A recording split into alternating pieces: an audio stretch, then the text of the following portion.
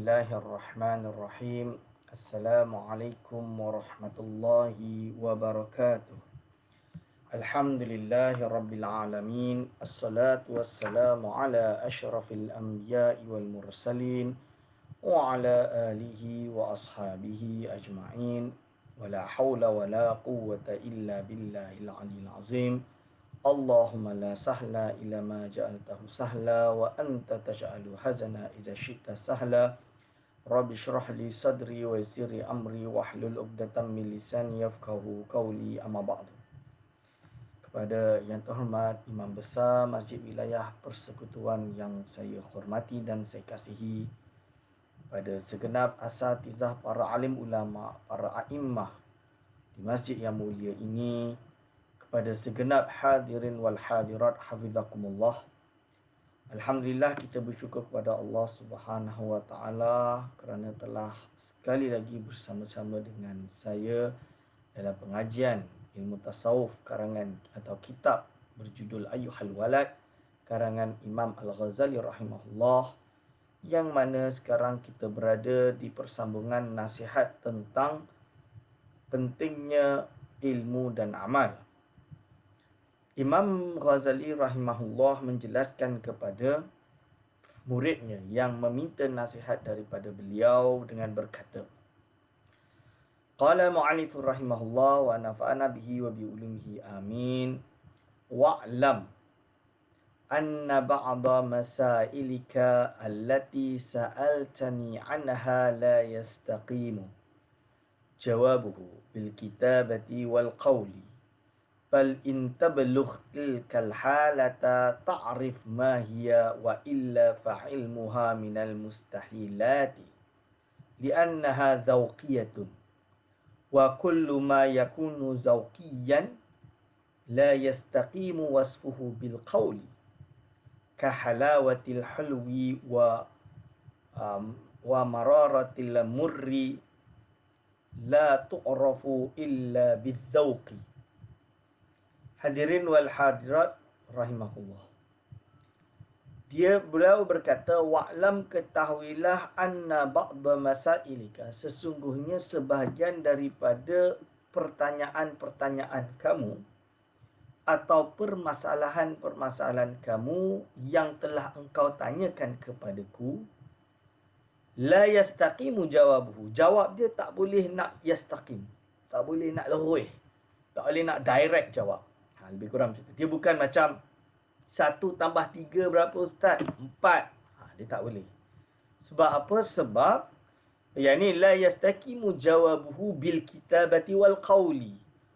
Tak dapat dijawab secara direct atau tak luruhlah jawapan dia, susahlah nak direct jawapan dia dengan cara penulisan atau ucapan. Jadi kita tanya benda yang susah nak dijawab dengan ucapan dan kitabah. Berarti ini menunjukkan Imam Ghazali mengakui ada perkara-perkara, ada hal-hal yang tidak dapat diungkapkan, tidak dapat dijawab dengan secara penulisan akademik ilmiah, tutur kata yang indah atau penulisan yang seperti pedang, yang tajam menjawab segala permasalahan. Tidak.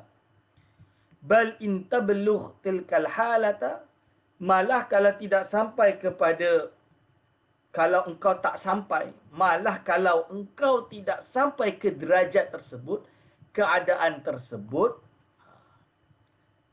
tilkal halata, sampai ke keadaan tersebut, ta'rif ma hiya, sehingga kan engkau tahu apakah dia, wa illa, dan kalau tidak, fa ilmuha minal mustahilat.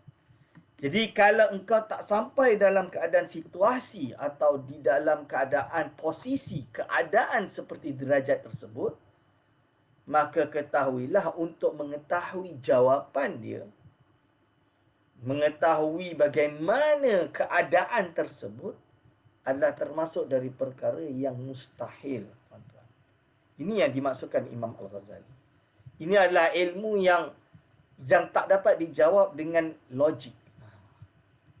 Li'annaha zawqiyatun, kerana permasalahan ini permasalahan yang bersifat rasa, zawqiyah.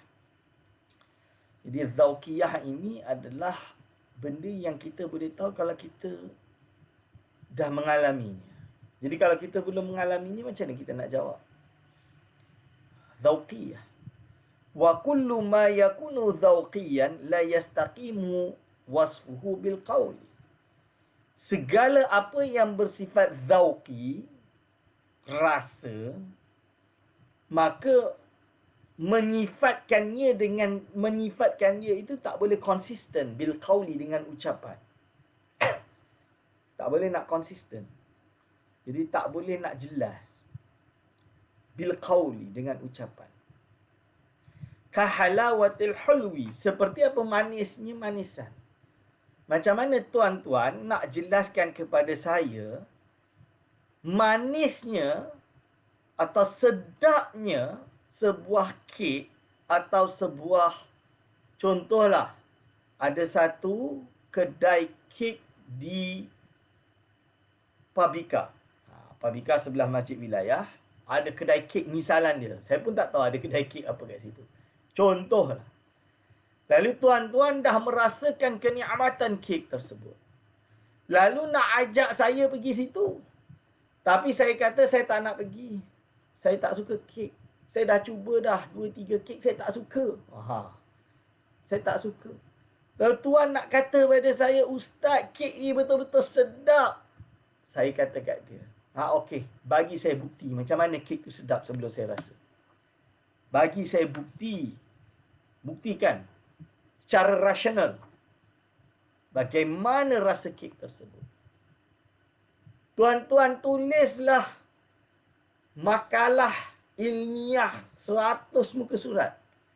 Saya tidak akan mungkin merasakan hakikat nikmat rasa kek tersebut selagi saya tidak mengambil kek tersebut dan merasai.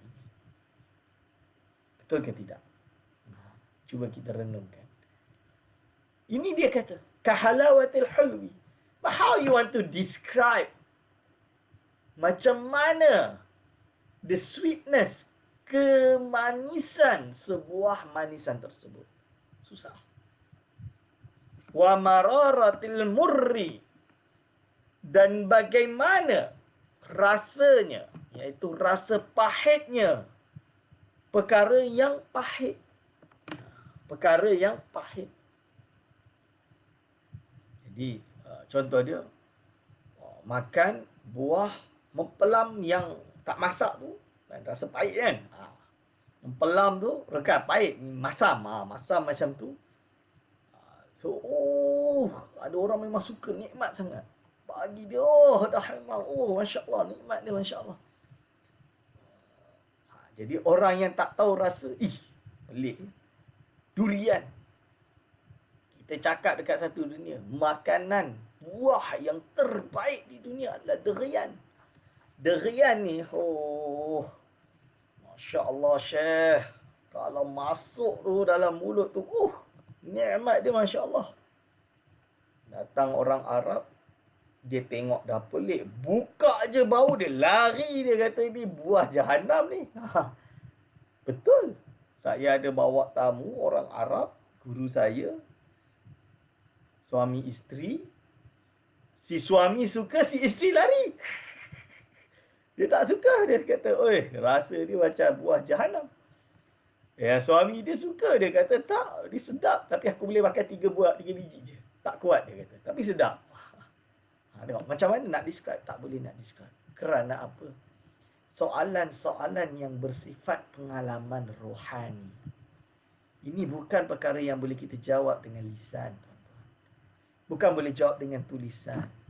Perkara ini dirasai. Ketika dah sampai level tersebut, baru kita boleh ungkapkan. Tapi kita boleh ungkap pada diri kita, bukan pada yang lain. Cara untuk mengungkapkan kepada yang lain, untuk mengajak cara sama macam mana saya boleh sampai ke derajat itu. Cuba entah buat. Contoh dia, kenikmatan zikir. Macam mana tuan-tuan nak buat seseorang boleh sampai maqam ihsan? An ta'budallaha ka'annaka tarah. Soal engkau beribadah kepada Allah seolah-olah engkau melihatnya. Melihat Allah Subhanahu. Macam mana nak buat kefahaman pada orang beribadah dia itu boleh sampai seolah-olah dia melihat Allah.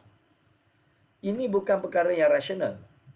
Ini bukan perkara yang 5 tambah 10, 15. Ini bukan perkara yang kita boleh describe dengan tulisan. Dia adalah perkara yang untuk memahaminya hanya boleh dengan perjalanan rohani. Bagaimana perjalanan rohani tersebut?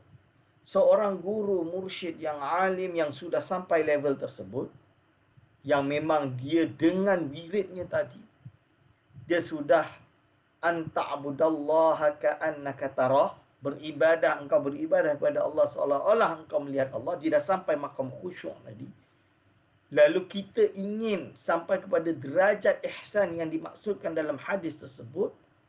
Apakah boleh dengan teori? Tak boleh. Tapi dengan bersohbah kepada guru tersebut yang sudah sampai capai tersebut dan tanya kepada dia bagaimana untuk capai. Maka dia akan mengajarkan cara zikir-zikir yang tertentu. Allah mungkin dengan membaca Allah, Allah, Allah sebanyak 10,000 kali. La ilaha illallah sebanyak berapa ratus kali. Dan lain-lain zikir. Daripada yang ma'thur dan yang tidak ma'thur. Dengan berbagai wirid, hizib nasar, hizib bahar, hizib barri. Dan lain-lain daripada Imam Abil Hasan Asyadzili. Ataupun ulama-ulama besar. Seperti kitab Ratib Al-Attas, Ratib Al-Haddad. Itu diamalkan. Seperti yang terkenal di alam Melayu yang diterjemahkan oleh ulama Melayu iaitu Tokku Melaka, nama kitabnya Dalailul Khairat yang dibaca pada setiap petang di masjid-masjid di Terengganu misalnya. Yang mana salawat-salawat tersebut menyebabkan, wirid tersebut, doa dan zikir tersebut menyebabkan seorang hamba tersebut dapat membersihkan hatinya, dapat menjernihkan fikirannya, dan akhirnya dapat merasakan khusyuk. Dan ini tidak boleh didapatkan melain bersama dengan guru mursyid tersebut yang telah sampai pada derajat intihak atau muntahi. Dan ini yang dimaksud di sini tuan-tuan dan puan-puan. Wa mararatil murri la tu'rafu illa bidzauqi. Tidak dapat diketahui kecuali dengan zauq, dengan merasakan zauq. Kama hukiya seperti yang dihikayatkan. Anna aninan. Sesungguhnya ada orang yang impoten. Impoten tu orang yang tak boleh jima'. Yang tidak boleh melakukan hubungan suami isteri. Kerana mati pucuk. Kataba ila sahibin lahu. Menulis kepada kawan dia. Tulis surat lah. Arifni lazzatal mujama'ati. Tolong kabarkan kepada aku bagaimana kelazatan iaitu hubungan suami isteri. Kaifa takunu. Macam mana rasa dia? Lazat dia macam mana? Fakataba fi jawabihi. Maka kawan dia pun jawab kat dia. Ya fulanun. Hei fulan. Si Polan. Inni kuntu hasibtuka aninan faqat. Ininan fakot, maaf. Aku sangka engkau ni seorang yang impoten sahaja. Orang yang mati pucuk sahaja. Wal an araftu annaka inninun wa ahmaq. Sekarang aku dah tahu dah yang engkau ni bukan hanya mati pucuk. Tapi juga engkau ini seorang yang ahmaq. Yang bodoh. Lianna hadhihi ladzata dzauqiyatun. Kerana apa? Kerana kelazatan ini bersifat dzauqi. Rasa. Intasil ilaiha ta'rif. Kalau sampai padanya kau tahulah. Wa illa kalau tidak la yastaqim, tak tahu. Wasfuha, bagaimana bentuk dia. Bil qauli sama ada dengan ucapan, bil kitabat wal kitabati atau tulisan. Ini seperti kita ingin memberitahu kepada anak-anak, budak-budak kecil. Bagaimana rasanya manisnya ilmu. Walaupun kita boleh rasional. Macam sekarang kat sekolah. Kalau tak belajar rajin-rajin, macam mana nak jawab soalan dengan betul? Kalau tak boleh nak jawab soalan dengan betul, macam mana nak dapat A+? Kalau tak dapat A+, macam mana nanti nak masuk universiti yang bagus-bagus?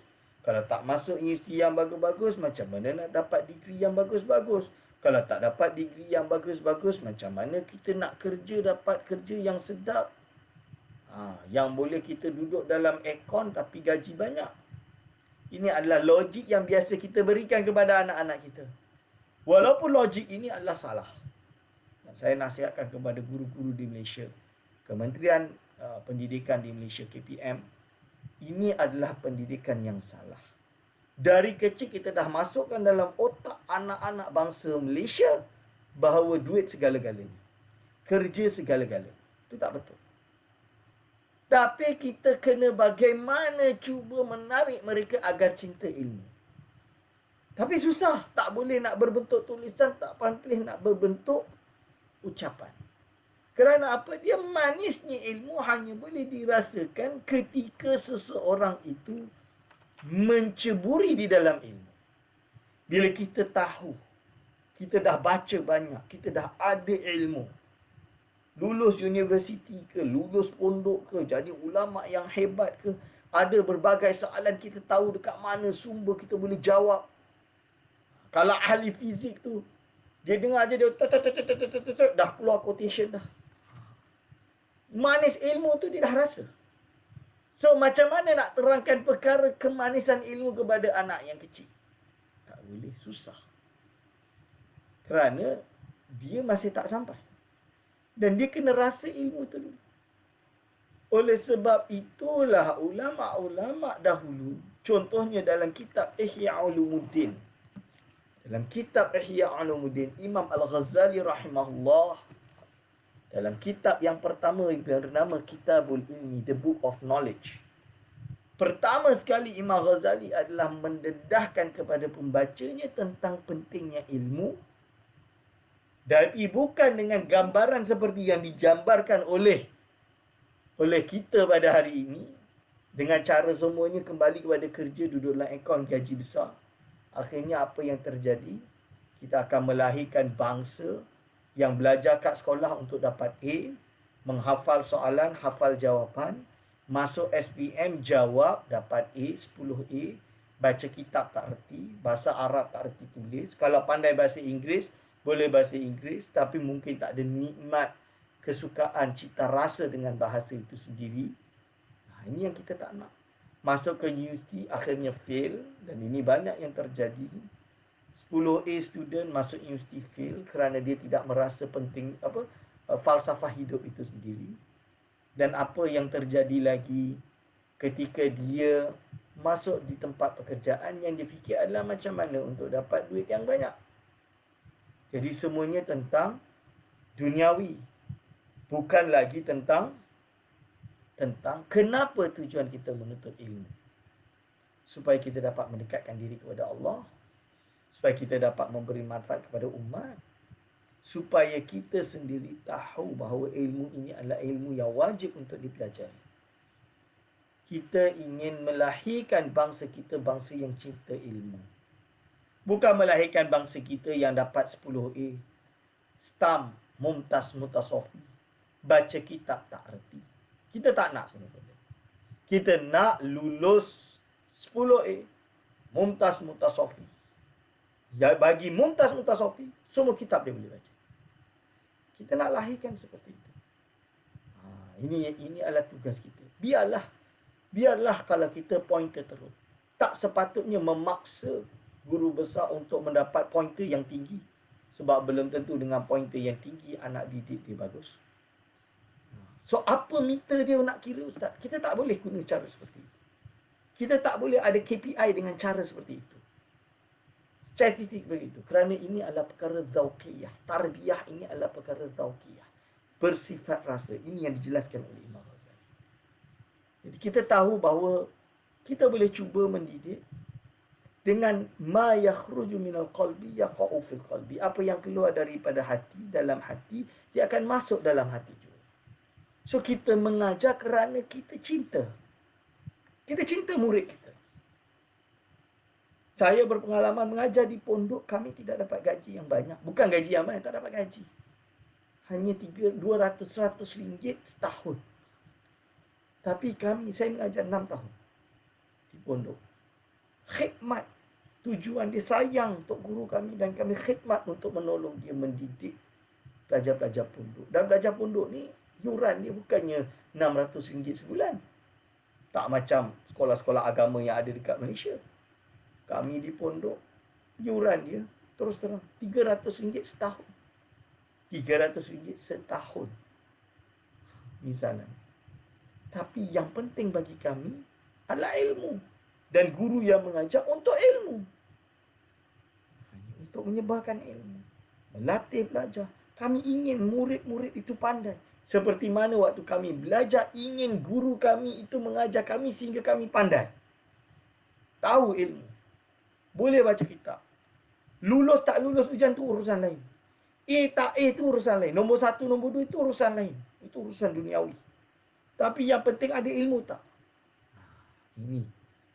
Kerana apa? Pertama kami menjejak kaki masuk di pondok. Kami telah dididik tujuan menuntut ilmu. Ikhlas itu tadi.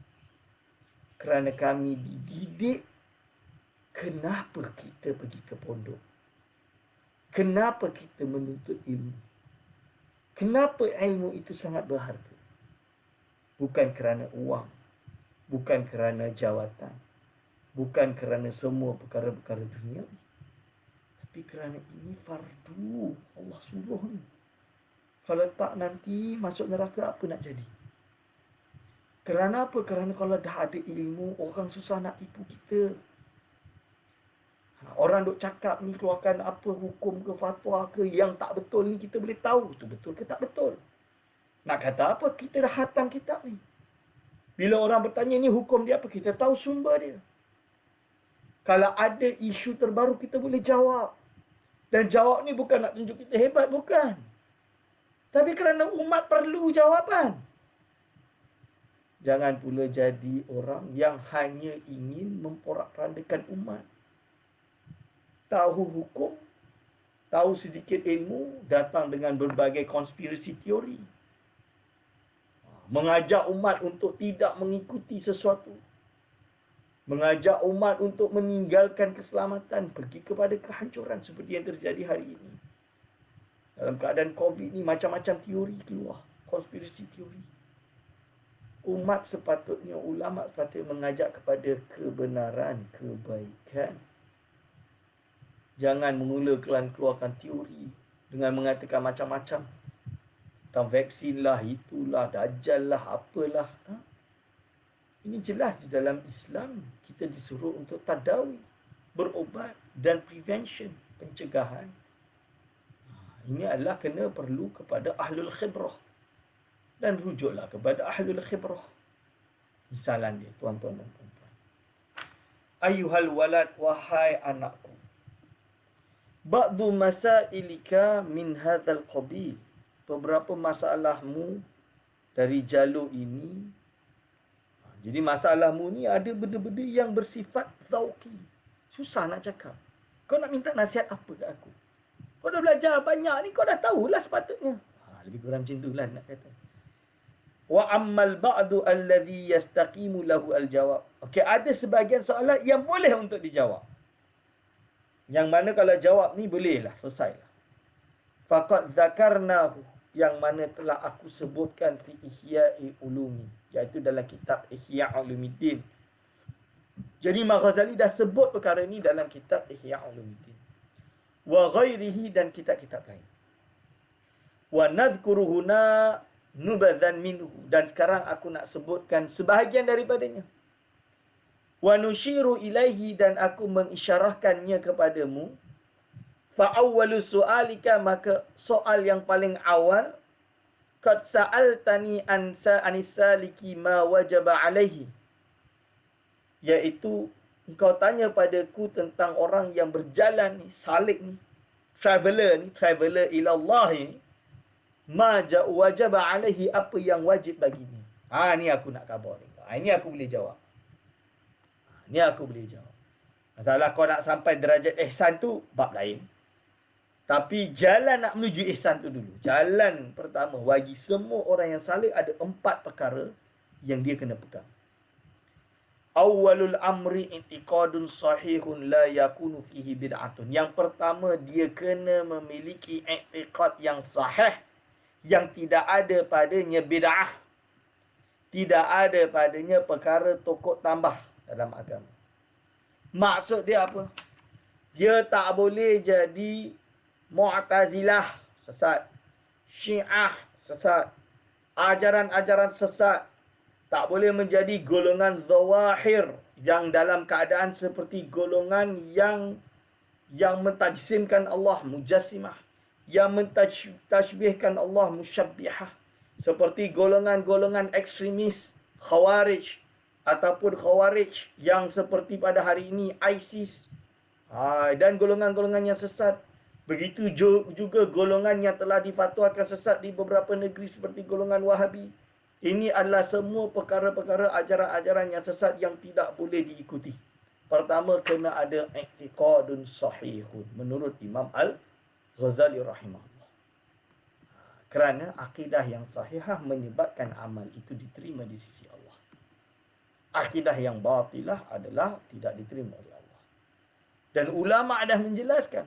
Bukan ulama, majoriti ulama. Imam Nawawi rahimahullah, Imam lain semua sepakat bahawa majoriti ahli sunnah wal jamaah berakidahkan ahli sunnah wal jamaah, iaitu yang seperti yang telah dineracakan oleh Imam Abdul Hasan Al-Ash'ari dan Imam Abu Mansur Al-Maturidi, atau yang mengikutinya atau yang sesama dengannya seperti Ja'far At-Tahawi dan lain-lain. Maka lihatlah, kita ikutlah seperti Imam Al-Qushairi, Imam Al-Baqilani, Imam Al-Isfaraini, Imamul Haramain Al-Juwaini, Imam Al-Ghazali, Imam Al-Ansari, Imam An-Nawawi, Syarafuddin An-Nawawi, pengarang kitab Majmu' yang terkenal. Lepas tu diikuti oleh ulama yang datang setelahnya, Izzuddin bin Abdul Salam. Itu samalah, sama sezaman misalnya. Imam Izzuddin bin Abdul Salam. Dan diteruskan sampai kepada Imam Ibn Hajar Al-Haytami, Imam Ar-Ramli, Zakaria Al-Ansari. Ini adalah ulama Al-Azhar Al-Sharif, Universiti Al-Azhar yang ada di Mesir, yang anak-anak kita pergi sana menuntut ilmu. Begitu juga seperti di Maghrib, di Tunis, ada Jami'ati Zaitunah. Ke Maghribi ada Universiti Al-Qarawiyyin. Kalau pergi ke Yaman ada Ribat Tarim Yaman. Tempat Hadramaut ada Habib Omar bin Hafiz. Ada dekat Ribat Tarim ada banyak ulama-ulama, Umar Khatib, Jami'atul Ahqaf. Ini perlu untuk segera kita hantar pelajar di sana. Sepatutnya. Belum lagi kita pergi ke benua India, yang mana kita ada di Malibar. Ulama seperti Zainuddin Al-Malibari yang mengarang kitab Fathul Mu'in menjadi rujukan ulama di tanah Melayu. Lalu kita pergi ke tanah Melayu, kita ada di Aceh, banyak dayah pondok-pondok. Di Patani, di Malaysia, pondok yang ahli sunnah wal jamaah. Lalu kita pergi lagi di Pulau Jawa, kita ada Jamiah Nahdlatul Ulama yang mana berafiliasi dengannya banyak pondok yang mana pengikut dia, anggota dia sampai kepada 90 juta umat. Dan mereka adalah majoriti ahli sunnah wal jamaah, dan perkara ini telah disyarahkan oleh oleh Dr. Usama Said Al-Azhari, iaitu seorang ulama di Universiti Al-Azhar, di dalam kitabnya Al-Haqqu Al-Mubin, yang dia menjelaskan secara jelas ahli sunnah wal jamaah seperti apa. Baca kitab tersebut, baca dan fahami dan terapkan. Hadirin wal hadirat hafizakumullah. Ini yang pertama, awalul amr. Wathani, kata Imam Al-Ghazali, taubatun. Yang kedua adalah taubatun. Yang kedua adalah taubatun nasuhun. Taubatun nasuhun, taubatun nasuhun adalah taubat nasuha. La tarji'u ba'dahu illal zallati. Yang mana taubat tadi tidak akan membuat seseorang itu jatuh balik ke dalam ketenggelinciran, dalam kesesatan. Maksud dia apa? Kita ini lahir Muslim misalnya. Jadi kita dari kecil kita ni tak nampak. Kita dah lupa yang pernah kita janji pada Allah SWT. Iaitu bila Allah SWT mengumpulkan semua makhluknya, lalu ada alam musyahadah. Alastu bi rabbikum qalu bala syahidna. Kita semua menjawab bala syahidna. Benar kami menyaksikanmu ya Allah. Lalu kita pun nanti kan akhirnya kita dimasukkan di dalam roh kita dimasukkan di dalam janin-janin ibu kita. Akhirnya kita pun dilahirkan. Kita lahir ni kita tak tahu. Kita tak ada ilmu, zero. Kosong. So kita lupa. Kita lupa yang kita pernah bersaksi di depan Allah Subhanahu Wa Taala. Lalu, okey, kita membesar, ada dosa-dosa yang kita buat sambil ilmu yang kita kumpulkan. Dan ada yang sudah sadar, ada yang belum sadar. Itu kita iktiraf. Manusia seperti itu. So apabila kita dah tahu kita akan berjalan di jalan tasawuf ini, maka setelah memiliki i'tikad yang sahih, seperti yang dijelaskan oleh Imam Al-Ghazali, maka kita kena ada tauban nasuhan. Taubat yang nasuha, yang tidak akan kembali kepada buat salah kesalahan tadi. Berarti tuan-tuan yang mana-mana termasuk diri saya, yang dosa-dosa pernah kita buat, kita percayalah bahawa semua kesalahan kita itu akan diampunkan oleh Allah Subhanahu Wa Taala dengan syarat taubat nasuha. Sebab itu kalau kita buka kitab-kitab tasawuf yang besar, pertama sekali kita masuk dalam ilmu tasawuf, dia terangkan apa itu definisi. Dan bab pertama adalah bab taubat. Buka dalam kitab Riyadhus Salihin. Imam An-Nawawi rahimahullah juga membahas tentang taubat. Belum lagi kitab-kitab yang lain. Jadi pertama sekali tuan-tuan taubat. Taubat. Okey. Wasalisatu istirda'ul khusumi hatta la yabqa li ahadin 'alaika haqqun. Iaitu apa? Meredai, istirda', mencari ampun. Lebih kurang macam itulah. Mencari ampun. Reconciliation. Reconcile. Kena reconcile balik dengan semua musuh. Reconcile balik dengan semua musuh hatta la yabqa li ahadin 'alaika haqqun. Sampai tidak sisa lagi seorang pun daripada engkau ada hak. Iaitu apa? Jadi kita tak hutang lagi kepada orang lain. Kita minta ampun. Kalau ada yang kita hutang, kita bayarlah. Itu maksud dia. Semualah kesalahan kita minta lah. Contoh dia, ada budak ni pernah kita gaduh, kita penampar dia, dia tak sempat tampar kita. Kita minta tolong tampar aku balik. Kalau tak, selesaikan. Misalan dia. Ini contoh wasalisu. Istirda'ul khusum. Warabi'u yang keempat.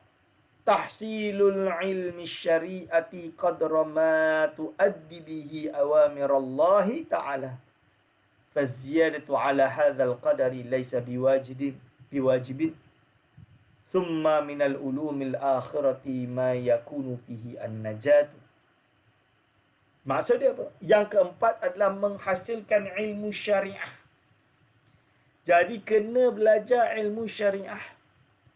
Sekadar apa yang dapat ditunaikan atau dengan ilmu itu untuk menunaikan segala perintah Allah. Melebihi dari tersebut adalah tidak wajib. Maksud dia apa? Tuan-tuan dan puan-puan yang dah bertahun-tahun ni pergi urusan dunia je. Wajib menuntut ilmu sekadar yang boleh mengeluarkan tuan-tuan dan puan-puan dari apa yang wajib dan menjauhi apa yang larang. Itu nama dia ilmu fardu ain. Itu wajib untuk menuntut ilmu. Orang awam susah, Ustaz. Bahasa Arab, saya dah tua belajar bahasa Arab, tak pandai-pandai, Ustaz.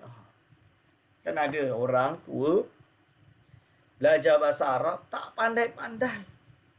Macam mana ni nak jadi ulama'? Ulama' ni tak payahlah. Nak khabar, okey. Kalau tak pandai, tak apalah. Tak payah belajar bahasa Arab. Cukup belajar fardu ain. Lepas tu mengaji tasawuf untuk bersihkan hati. Yang simple-simple. Bidayatul hidayah. Dan lain-lain. Dan lain-lain. Contoh dia. Ini yang dimasukkan oleh Imam Al-Ghazali. Tak wajib untuk mempelajari lebih dari perkara tersebut. Summa minal ulumil akhirati. Bila dah habis tu, barulah tambah dengan ulumil akhirah. Ma yakunu fihi an-najat. Yang mana akan, iaitu ilmu akhirat, iaitu ilmu yang lebih tinggi dari itu, yang insyaAllah akan diterangkan nanti. Yang mana boleh mendapatkan keselamatan an-najat. Salvation. Yang mana ini adalah ulumul akhirah. Ulumul akhirah ini mungkin ini adalah bagaimana kita ingin untuk mendapatkan kebahagiaan, sa'adah, the happiness, the true happiness di akhirat kelak. Hadirin wal hadirat hafizan. Telah berkata Hukiya an-Nashibliyya rahimahullahu ta'ala, dihikayatkan bahawa sesungguhnya Ash-Shibli. Shibli ini siapa? Shibli ini adalah seorang wali yang terkenal di Baghdad. Rahimahullah. Khadima 400 ustazin. Shibli ini dia dah pernah berkhidmat kepada 400 guru. Wa qala qara'tu 4,000 hadis. Dan dia berkata, aku dah baca, dah mengaji 4,000 hadis. Tuan-tuan, berapa ribu hadis dah ngaji? Tak payah ribu. Berapa ratus hadis? Hadis 40 Imam Nawawi dah khatam. Itu pertanyaan yang biasanya orang tanya. Dah khatam tu kalau di pondok kami, dah hafal? Itu pertanyaan. Dah hafal belum? Belum hafal, tak sah lagi lah. Kita ni sekarang kat Malaysia ni baru tahap ngaji je hadis 40. Hafal memang tak lah. Betul. Ngaji pun ada masjid hadis 40, 2 tahun tak khatam-khatam. 2 tahun tak khatam-khatam pun ada. So dia kata kat sini, aku dah ngaji 4,000 hadis. Summa ikhtartu minha hadisan wahidin. Lalu aku kumpulkan, aku ambil satu hadis sahaja. Amil tu, dan aku beramal dengan satu hadis ini. Bihi. Amil tu bihi. Aku mengamal dengan satu hadis ini. Wa khallaitu ma siwahu, dan aku tinggalkan. Maksud dia aku, ialah kosongkan yang lain. Selain. Li'anni kerana sesungguhnya aku ta'amal tu. Iaitu aku berangan-angan. Fawajadtu khalasi. Maka aku temukan keselamatanku. Wa najati, iaitu keselamatanku fihi, padanya. Wa kana, pada hadis tersebut. Wa kana ilmul awwalin wal akhirin kulluhu mundarijan fihi. Dan ketahuilah, ilmu ulama-ulama, para wali-wali, para anbiya yang terdahulu, wal akhirin, dan yang terkemudian, kulluhu, semuanya berada di dalam hadis ini. Faktafaitu bihi, maka aku cukupkan dengan hadis ini. Dan aku nak amalkanlah hadis ini. Itu maksudnya.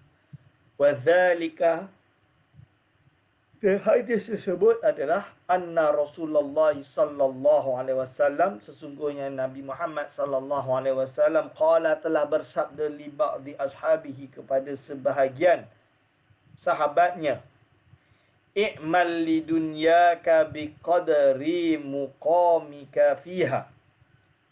Iaitu apa? Amallah duniamu. Kau beramal, kau bekerja untuk dunia engkau. Hanya sekadar di mana engkau perlu hidup di dunia tersebut. Maksud tak payah gila-gila sampai nak jadi kaya raya, sampai nak lupa dunia. Kan ada orang kerana terlalu gila mengejar dunia, dia sanggup kata kalau masuk waktu solat, tak apalah, biar aku dah kaya raya, dah jadi milioner nanti, barulah aku boleh pencen, aku nak ibadah solat. Qadha balik semua solat aku yang tertinggal. Ini golongan yang sesat. Tak boleh ikut. Ini golongan sesat. I'mal li dunyaka, kita kerja hanya sekadar untuk kita boleh hidup. Biqadri muqamika fiha. Sekadar apa yang engkau akan bermukim tinggal di dunia ini. Wa'mal li akhiratika biqadri baqaika. Dan beramallah. Beramal li akhiratika dengan akhirat engkau. Biqadri baqaika dengan kadar yang engkau akan kekal dalam akhirat. Fiha, di dalam akhirat nanti. Wa'mal lillah, dan beramallah kerana Allah biqadri hajatika ilaihi, dengan kadar hajatmu padanya. Beramal kerana Allah dengan kadar hajatmu kepada Allah. Wa'mal linnari, dan beramallah linari, kepada apa? Kerana api neraka, biqadri sabrika 'alaiha, dengan kadar sabarmu terhadap api neraka. Hadis ini atau kisah ini telah disebutkan oleh seorang mufassir yang bernama Ismail Haqqi dalam Ruhul Bayan. Dalam Ruhul Bayan boleh rujuk kisah tersebut. Okey. Hadirin wal hadirat hafizakumullah. Apa yang boleh kita faham daripada riwayat ini? I'mal li dunyaka biqadri muqamika. Kita kerja tak perlulah dalam urusan dunia ni sampai terlalu sehingga kita meninggalkan ibadah kita kepada Allah. Hanya sekadar cukup untuk memberi makan diri kita dan anak kita, sudah. Lalu wa'mal li akhiratika biqadri baqaika. Dalam bab amal akhiratmu, kau beramal cukup sekadar berapa lama kau akan kekal dalam di akhirat. Sekarang kita nak tanya, berapa lama kita di akhirat? Kita di akhirat berapa lama? Baqa, selama-lamanya. So, kita nak pilih mana? Selama-lamanya dalam api neraka atau selama-lamanya dalam syurga?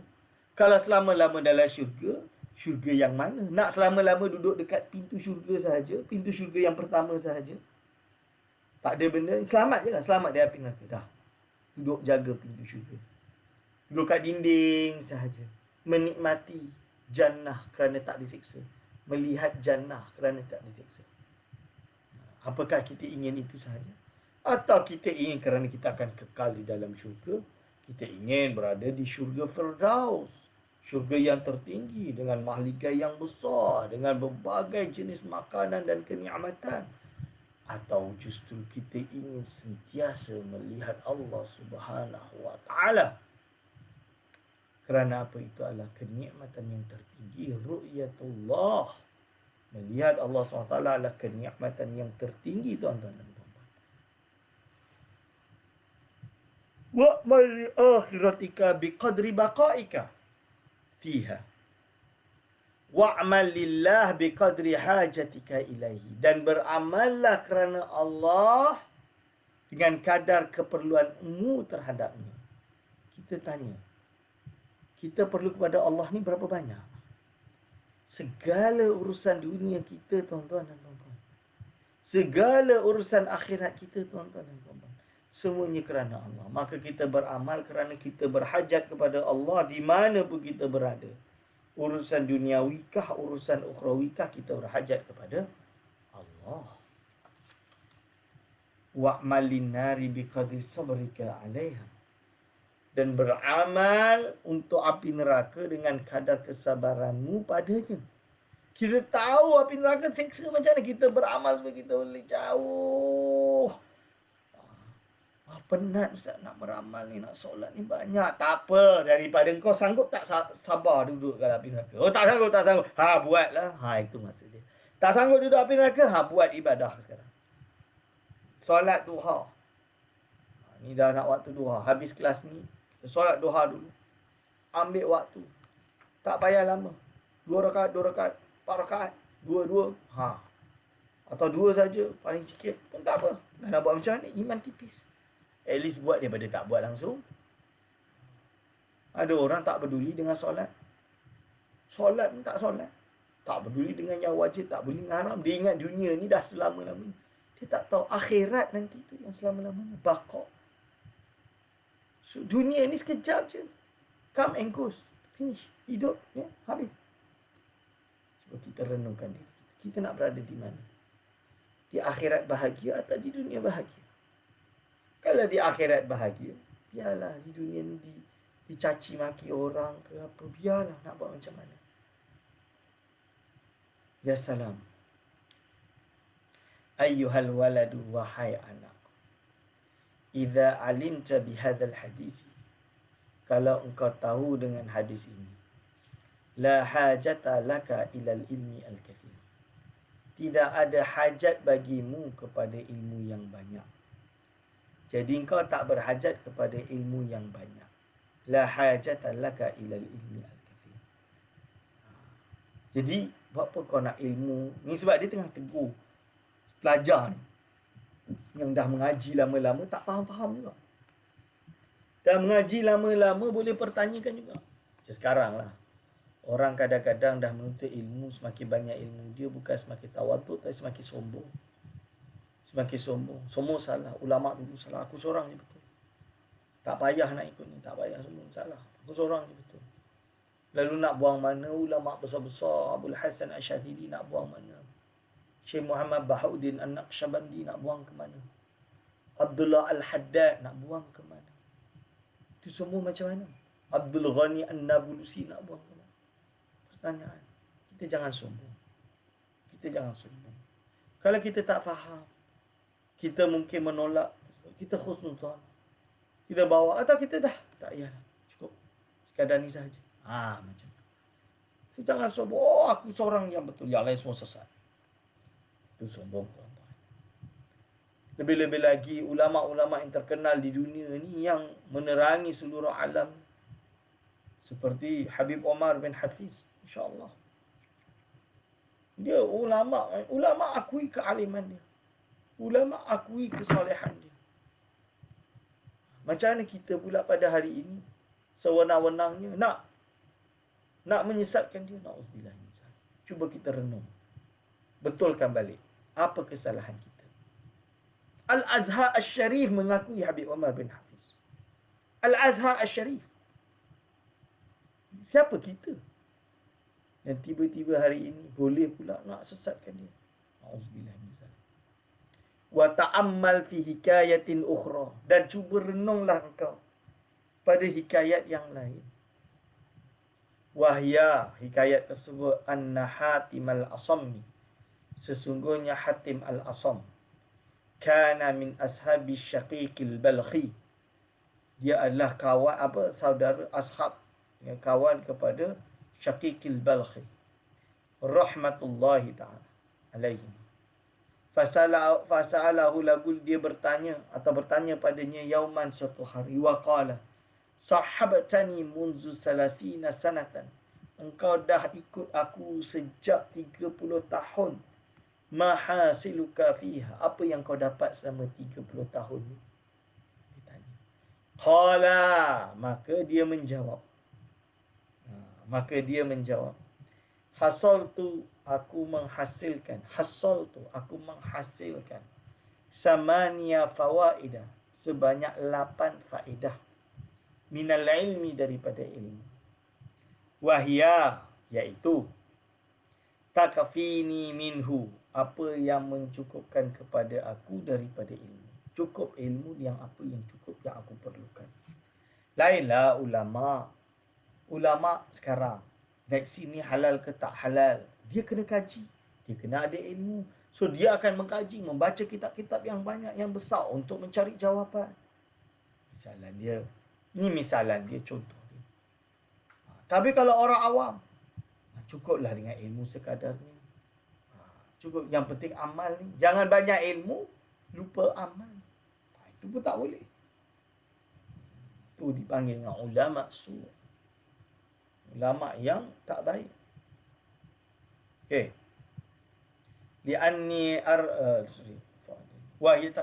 Li'anni kerana sesungguhnya aku arju berharap khalasi wan najati fiha. Iaitu aku berharap aku akan selamat dan bahagia, selamat di dalam dunia. Faqala Syaqiqun. Maka Syaqiq berkata, Mahia, apa dia? Fawaid tadi. Sebutkan kepada aku. Apa dia? Apa dia? Khabar sikit. Qala Hatimun. Hatim pun menjawab. Al-faidatu al-ula, faedah yang pertama. Anni nazartu ilal khalqi fara'aitu likullin minhum. Sesungguhnya aku melihat kepada makhluk, maka aku pun melihat pada setiap satu daripada makhluk tersebut. Mahbuban adalah yang dicintai. Wa ma'syuqan dan yang dirindui. Yuhibbuhu wa ya'shiquhu. Wa ya'shaquhu. Harakat dia. Wa ya'shaquhu. Wa ya'shaquhu. Wa ya'shaquhu. Wa ba'du dhalikal mahbubi yusahibuhu ila maradil mauti. Wa ba'duhu yusahibuhu ila syafiril qabri.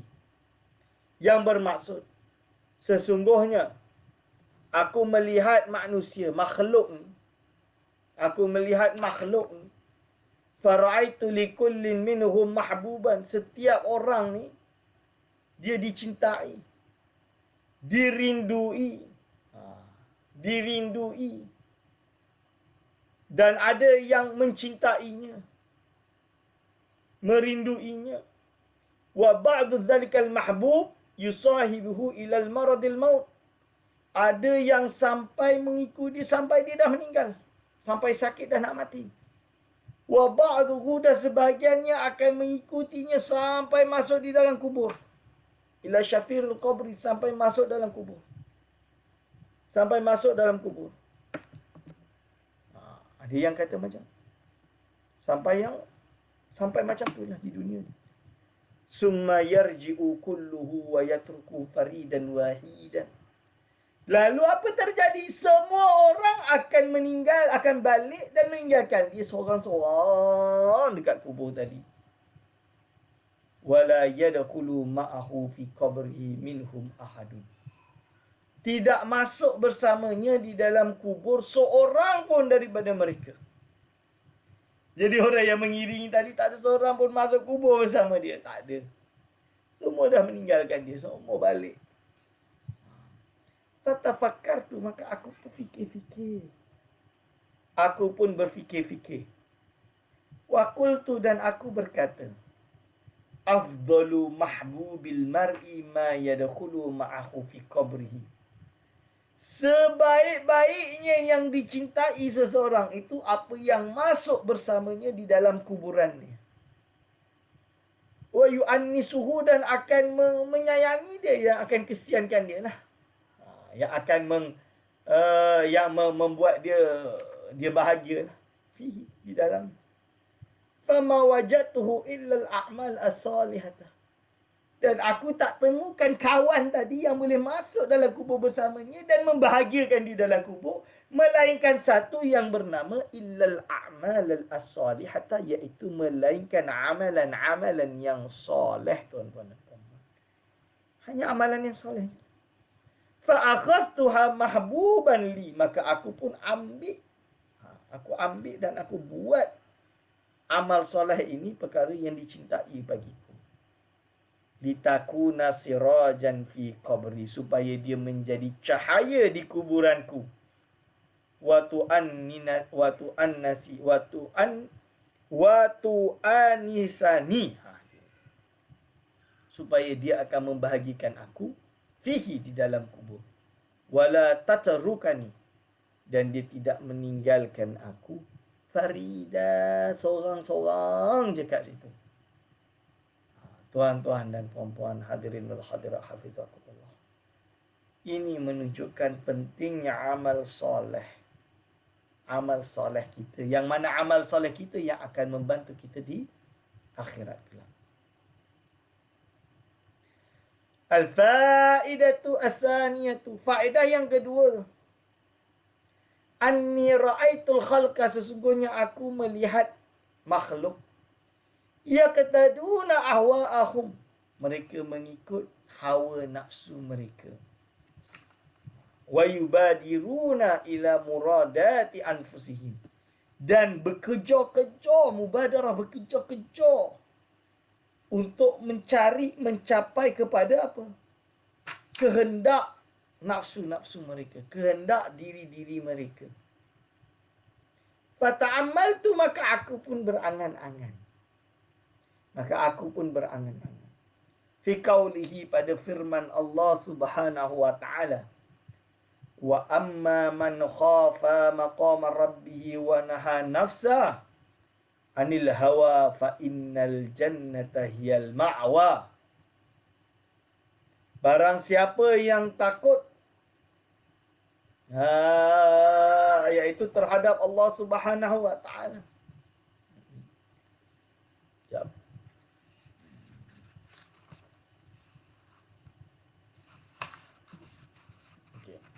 Barang siapa yang takut pada maqam Tuhannya, wa naha nafsa anil hawa, dan menahan, melarang nafsu ini dari ikut hawa nafsu. Dia harang diri dia daripada ikut hawa nafsu. Fa innal jannata hiyal ma'wa, maka sesungguhnya syurga itulah tempat kembalinya nanti. Tempat yang mana dia akan pergi. Wa tayaqantu, maka aku pun yakin. Annal Qur'ana, bahawa sesungguhnya Quran itu adalah hakun yang benar. Sadiqun yang benar. Hakun itu yang hak. Sadiqun yang benar. Makna dia sama. Truth. Fabadartu ila khilafi nafsi, maka nak tak nak aku pun cepat-cepat berusaha untuk berbeza dengan hawa nafsu aku. Lawan hawa nafsu aku. Okay. Ila khilafi nafsi. Wa tashammartu limujahadatiha. Dan aku pun bersungguh-sungguh untuk melawan nafsu tadi.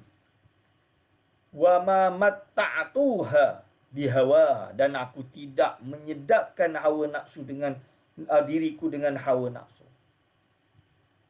Hatta irtabat li ta'atillah, sehinggalah hawa nafsu tadi pun patuh Allah Subhanahu wa ta'ala. Wa qadat laha, dan mengikuti ketaatan Allah Subhanahu wa ta'ala. Jadi ini cara nak lawan nafsu ni, tuan-tuan. Iaitu apa? Nafsu suka ni, buat beza. Nafsu suka, buat beza. Ini. Suka makan, tahan makan. Itu paling susah. Penyakit semua dekat makanan. Cuba tahan makan. Puasa. Banyak puasa. Puasa. InsyaAllah kita kuat untuk melawan nafsu kita. InsyaAllah kita naktafi bihadzal qadar, iaitu kita berhenti pada sekadar di sini untuk hari ini. Kita akan jumpa minggu hadapan dengan faedah yang ketiga. Aqulu qauli hadza, astaghfirullah li wa lakum. Wassalamualaikum warahmatullahi wabarakatuh.